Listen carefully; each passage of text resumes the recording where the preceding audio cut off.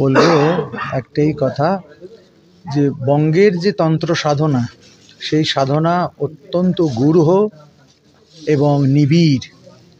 কালী, তারা, ত্রিপুরা এই ত্রিশক্তির উপাসনা হচ্ছে বঙ্গের শক্তি সাধকদের মূল লক্ষ্য।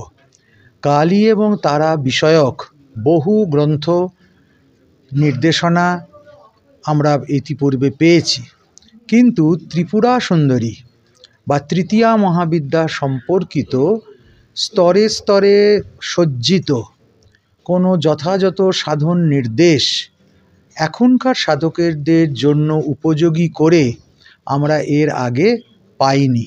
চেষ্টা করেছি শ্রীবিদ্যা সপর্যা বিধির মধ্যে দিয়ে সেই পরম্পরাগত গুপ্ত বিরাচারী সাধনকে সাধকদের কাছে সহজে উপলব্ধ করাতে। আরেকটা যেটা প্রশ্ন হচ্ছে, প্রায় 30,000 কোটি টাকা খরচা করা হলো কুম্ভের পেছনে, তারপরেও দুর্ঘটনা যে আপনি বলছিলেন, এবং শুধু তাই নয় যে প্রচুর বাঙালি পর্যটক গেছেন যাদের আত্মীয় স্বজনদের কার্যত তারা দিশেহারা, তাদের আত্মীয় খোঁজ নেই, তারা আদৌ বেঁচে গেছেন কিনা কিছুই জানা যাচ্ছে না।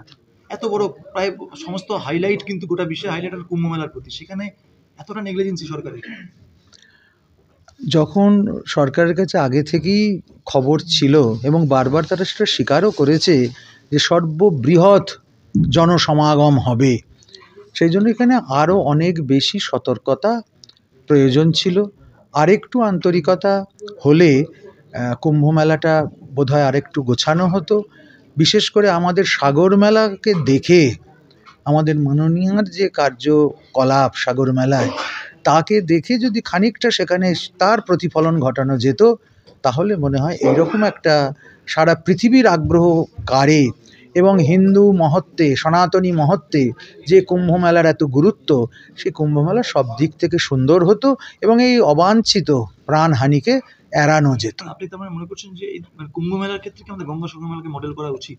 নিশ্চিতভাবে উচিত, এবং গঙ্গাসাগর মেলাকে জাতীয় মেলার তকমা দেওয়া উচিত।